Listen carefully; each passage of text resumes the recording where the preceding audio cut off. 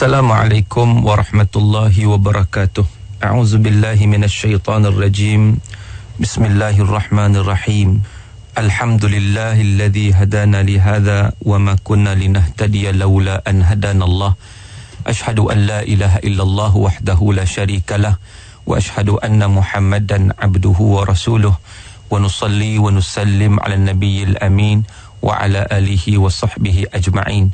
Subhanaka la ilma lana illa ma 'allamtana innaka antal alimul hakim. Rabbi shrah li sadri wa yassir li amri wahlul 'uqdatam min lisani yafqahu qawli, amma ba'd. Muslimin dan muslimat yang dirahmati Allah Ta'ala sekalian, alhamdulillah, sama-sama kita panjatkan kesyukuran kita kepada Allah Subhanahu wa Ta'ala kerana dengan limpah dan kurnia daripada Allah Azza wa Jalla, sekali lagi kita dapat bertemu di ruang udara IKIM FM untuk kita meneruskan perbincangan kita dalam tafsir surah Al-Waqi'ah. Tuan-tuan yang dirahmati Allah, kita nak sambung perbincangan kita. Kalau dalam siri yang lalu kita membicarakan ayat yang ke-45, iaitu firman Allah, innahum kanu qabla dhalika mutrafin. Sesungguhnya sebelum itu mereka hidup dalam keadaan kemewahan. Dan ayat 46 kita nak sambung pada hari ini, ayat 46, wa kanu yusirruna 'alal hinthil 'azim, dan mereka terus-menerus mengerjakan dosa-dosa yang besar. Tuan-tuan yang dirahmati Allah Ta'ala sekalian, ayat 45 sebelum ini menyatakan bagaimana punca ataupun balasan golongan yang mendapat ashabus shimal, yang mendapat api neraka itu adalah kerana hidup mereka mutrafin. Mutrafin itu hidup mereka dalam keadaan kemewahan. Namun begitu, apa yang disebut oleh Al-Fakhr Razi dan kitab tafsir beliau menyatakan kalau sekadar kemewahan itu ataupun orang yang berharta itu, apakah ianya salah? Itu yang pertama. Yang keduanya, mengapa tidak disebut mutraf ini kalau merujuk kepada orang kaya semata-mata? Bagaimana orang fakir? Adakah orang fakir ini mereka itu selamat? Maka dengan sebab itu Al-Fakhr Razi dia melihat daripada sudut yang lain. Dia melihat golongan mutrafin ini bukan sekadar mewah, tetapi golongan yang mendapat nikmat daripada Allah Subhanahu wa Ta'ala, yang tidak menggunakan nikmat itu sebagaimana yang diperintahkan oleh Allah. Sebab nikmat ni bukan orang kaya aja dapat, semua orang dapat. Nikmat daripada Allah Ta'ala ini dia menyeliputi semua makhluk Allah Subhanahu wa Ta'ala. Rezeki daripada Allah Ta'ala ini terhasil kepada semua orang, cuma sikit dan banyaknya. Cuma orang hak dapat banyak, cara banyak lah. Bagaimana kadang-kadang hak banyak tu lagi sukar untuk bersyukur kepada Allah Ta'ala. Sukar bukan tak boleh, sebab ada juga orang kaya yang bersyukur kepada Allah Ta'ala. Dan ada juga golongan miskin yang tak ada apa pun, tetapi tetap kufur, tetap ingkar kepada Allah Azza wa Jalla. Dia ada nikmat sikit pun tak bersyukur pada Allah Ta'ala, nikmat banyak lagi tak bersyukur. Jadi dalam keadaan begitu nak menyatakan bagaimana mutrafin itu, kata Al-Fakhr Razi, dia kata tidak merujuk kepada golongan kaya saja, golongan mewah saja. Ada setiap golongan juga termasuk, iaitu bagi mereka yang mendapat nikmat Allah Subhanahu wa Ta'ala, tapi mereka buat apa? Wa kanu yusirruna 'alal hinthil 'azim. Nikmat tersebut mereka tetap terus-menerus berada dalam dosa. Itu maknanya. Jadi Al-Fakhr Razi menyatakan, dia kata bila kita baca ayat 45, kita tengok pula ayat 46. Yang mana dalam ayat 46 itu nak menggambarkan bagaimana keadaan sebenarnya golongan orang itu.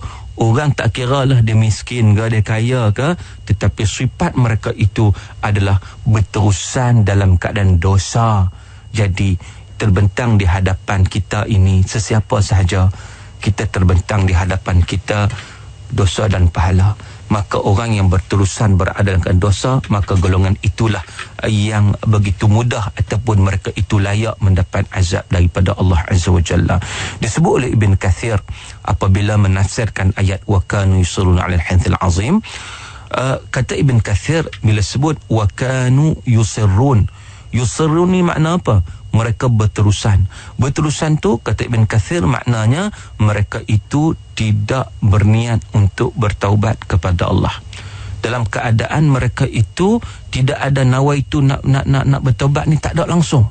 Tidak ada keinginan melakukan dosa dan terus dosa. Wa kanu yusirrun, mereka berterusan tanpa niat ataupun tanpa nak bertaubat kepada Allah. 'alal hinthil azim. Apa itu hinthil azim? Kata Ibn Kathir, dia kata hinthil azim itu merujuk kepada kekufuran kepada Allah Subhanahu wa taala. Sifat mereka yang kufur kepada Allah, mensyirikkan Allah Azza wa Jalla. Dan disebut juga, kalau kita lihat yang dinukilkan juga dalam tafsir Al-Qurtubi, iaitu diambil pandangan daripada Ad-Dhahhak, Ibn Zaid dan juga Hasan, menyatakan al-hinsil azim itu merujuk kepada yuqimuna 'ala syirk, iaitu mereka yang berada dalam keadaan secara berterusan berada dalam keadaan syirik kepada Allah Azza wa Jalla. Dan berkata Qatadah dan juga Mujahid, maksud hinsil azim itu adalah an-dzambul azim alladhi la yatubuna minhu, iaitu dosa-dosa besar yang dilakukan oleh mereka yang mereka tidak bertaubat daripada dosa-dosa tersebut. Tuan-tuan, manakala berkata Ibn Abbas, al-hinthil azim itu adalah syirik kepada Allah Subhanahu wa taala. Jadi di sini kita lihat ada dua pandangan yang menyatakan tentang hinthil azim. Yang pertamanya adalah ia merujuk kepada syirik kepada Allah Ta'ala. Perbuatan syirik, sudah tentulah kita tahu perbuatan syirik ni satu perbuatan yang sangat-sangat besar kesan dia. Bahkan dalam Al-Quran banyak sekali Allah Ta'ala mengingatkan, inna syirka la zulmun azim. Sesungguhnya syirik itu satu kezaliman yang sangat-sangat besar. Inna Allah la yaghfiru an yushraka bih wa yaghfiru ma duna dzalika liman yasha. Sesungguhnya Allah Ta'ala tidak mengampunkan dosa orang yang mati dalam keadaan syirik kepada Allah.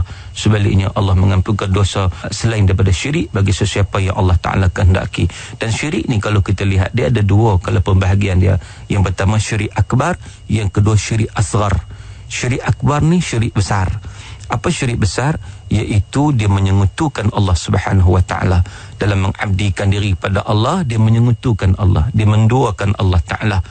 Maka ia merupakan syirik yang besar.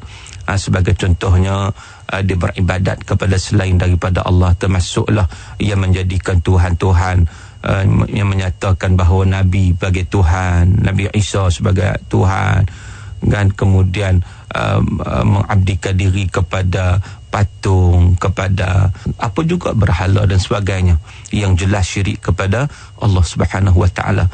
Begitu juga syirik juga kita lihat bagaimana orang itu yang minta pertolongan bukan daripada Allah, minta pertolongan kepada minta perlindungan, minta pertolongan kepada orang yang dah mati contohnya, atau kepada roh-roh contohnya.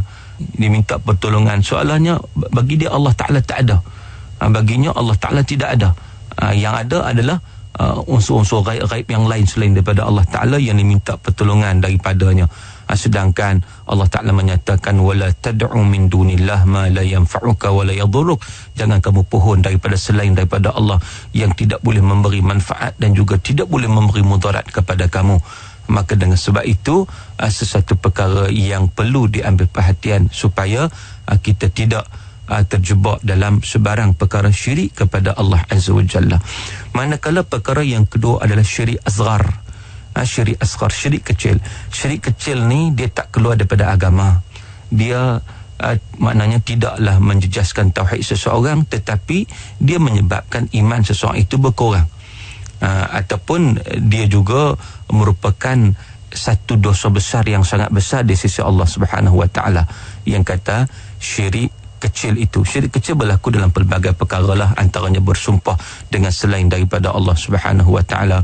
Riak juga merupakan syirik kecil berdasarkan kepada hadis Nabi sallallahu alaihi wasallam. Bila mana sahabat bertanya Nabi masyirkul asghar, bila Nabi sebut jauhilah kamu daripada syirik kecil, lalu sahabat bertanya apakah syirik kecil, maka kata Nabi SAW, syirik kecil itu adalah ar-riya. Ar-riya. Dan Nabi sebut inna akhwafa ma akhafu alaikum asyirkul asghar. Satu benda yang aku cukup takut pada kamu syirik kecil. Bila sahabat tanya apa syirik kecil Rasulullah kata riya. Jadi apakah beza syirik besar dan syirik kecil ini? Syirik besar ini mengeluarkan syirik akbar lah. Syirik besar tu, syirik asghar, syirik kecil. Syirik akbar mengeluarkan seseorang daripada agama. Syirik kecil dia tak mengeluarkan daripada agama. Syirik besar menyebabkan segala amalannya habis, tak ada. dia buat amal baik semua langsung, tak ada apa, sebab dia gugur akidah dia. Tapi syirik kecil ni dia tidak menggugurkan semua amalan, dia hanya menggugurkan amalan yang dia bersifat syirik ataupun sifat riak. Contohnya segala dia bersifat riak, maka pada ketika itu amalan-amalan yang dilakukan kerana riak, maka amalan itu akan gugur, makna tidak diterima oleh Allah Subhanahu Wa Taala. Tapi kalau amalan lain yang tak ada riak, maka amalan itu diterima oleh Allah. Baik, tuan-tuan yang dirahmati Allah. Jadi wa kanu yusirrun 'ala al-hinthil azim ini, mereka berterusan berada dalam keadaan apa? Yang pertama kata ulama, syirik kepada Allah Taala. Yang kedua, para ulama tafsir menyatakan maksud al-hinthil azim juga merujuk kepada az-zambul kabir wal ma'siyatus syadidah, iaitu dosa besar, maksiat yang sangat-sangat besar. Yang juga kata Syekh Tantawi, wa yandariju tahtahu al-isyraku billah, masuk di dalamnya juga syirik kepada Allah, engkar kepada hari pembalasan dan sebagainya. Jadi maknanya di sini, mereka di atas dunia, iaitu golongan penghuni neraka ini, mereka itu berterusan tak nak bertaubat kepada Allah, melakukan dosa-dosa besar. Bahkan mereka sengaja melakukan perkara tersebut tanpa ada rasa belah bagi, mana buat tu dalam keadaan tidak ada masalah untuk melakukan dosa-dosa besar tersebut, dalam keadaan tak mau bertaubat kepada Allah Azza wa Jalla. Apatah lagi kalau berada dengan syirik kepada Allah Ta'ala, yang tak nak bertaubat kepada Allah, maka pada ketika itu, bila mana mereka berada dalam keadaan demikian, mereka melayakkan diri mereka untuk mendapatkan azab di sisi Allah Subhanahu wa Ta'ala. Tuan-tuan yang dirahmati Allah Ta'ala sekalian, maka berkata para mufassirin, yusirrunnya itu maksudnya menunjukkan orang yang dalam keadaan berterusan melakukan perbuatan maksiat tersebut. Tak sama ada kita sebut tadi, bermaksud juga al-hinthil azim kufur kepada Allah Subhanahu wa Ta'ala, kerana menyekutukan Allah dan sebagainya.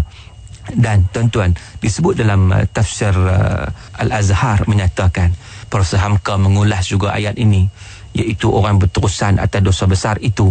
Kata Prof Hamka, dia kata kadang-kadang kemewahan yang timbul menyebabkan orang itu mendapat peluang untuk melakukan sesuatu yang haram. Orang yang ada kedudukan, orang yang mewah sebagai contohnya, mereka lupa.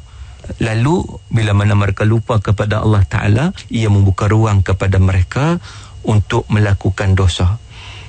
Jadi pintu buat dosa itu banyak, duit banyak, mereka ada kuasa, tidak ada orang yang berani menegur.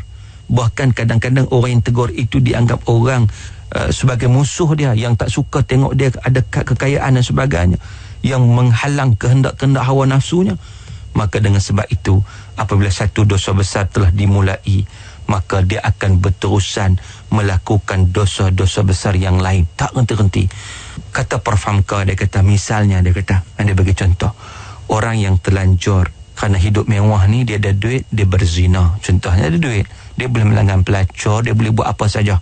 Seterusnya dia akan berhenti solat, dia tak solat lagi dah. Sebab apa? Sebab kalau dia solat, insya-Allah dia akan berhenti zina tu. Dia takkan buat, dia akan bertaubat kepada Allah Taala. Itu betul-betul solat ni, dia takkan buat. Bila dia buat, dia terlanjur itu, dia rasa susah hati, dia bertanggungjawab atas kesalahan dia, dan dia minta ampun kepada Allah Azza wa Jalla, dia takkan ulang dah. Ini orang betul-betul bertaubat. Orang itu dia biasanya orang yang semayang, tuan-tuan. Tapi orang kadang-kadang dia berterusan dengan dosa. Sebab apa? Dia berzina, dia tak semayang, dia berhenti solat, dan dia berdusta pula kepada isterinya yang sah. Contohnya, bila tak balik rumah, contoh, dia akan bercari jawab yang membohong. Dan kalau nafsunya sudah bosan dengan zina yang pertama, kata Prof Hamka, dia akan cari lagi wanita-wanita lain untuk melepaskan dahaga nafsunya itu. Maka golongan ini tidak teringat untuk bertaubat atas dosanya. Sebab apa? Sebab dosa itu sudah jadi satu perkara yang biasa dalam kehidupan mereka. Akhirnya berterusanlah dosa ini, sehingga bila dosa itu sudah begitu mendalam dalam jiwa mereka, mereka boleh jadi kufur kepada Allah Ta'ala. Di sini datangnya kekufuran. Maka tak percaya lagi kepada Allah. Mereka tak percaya lagi. Mana sebut Allah ni, sebut di mulut saja, tuan-tuan. Bila orang kata Islam, ya Islam, percaya. Sebut begitu saja. Sebut dalam keadaan di mulut saja. Tetapi dalam hati itu, beriman ke tidak, sudah hilang dah keimanan dia. Sudah hilang keimanan kepada Allah Subhanahu wa taala. Kalaulah golongan musyrikin itu jelas-jelas menyembah berhala, menyembah patung, tetapi golongan ini kata Prof Hamka, mereka menyembah harta benda mereka, material mereka, harta benda ini menjadi berhala bagi mereka. Maka dengan sebab itu Ibn Abbas menyatakan dosa besar di sini dalam ayat ini merujuk kepada syirik kepada Allah Ta'ala, menyenyutukan Allah dengan yang lain.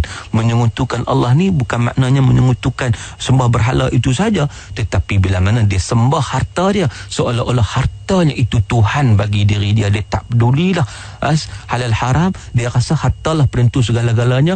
Rupa-rupanya dia dah lupa dah bahawa akidah dia makin lama makin tak ada, makin lama makin tak ada.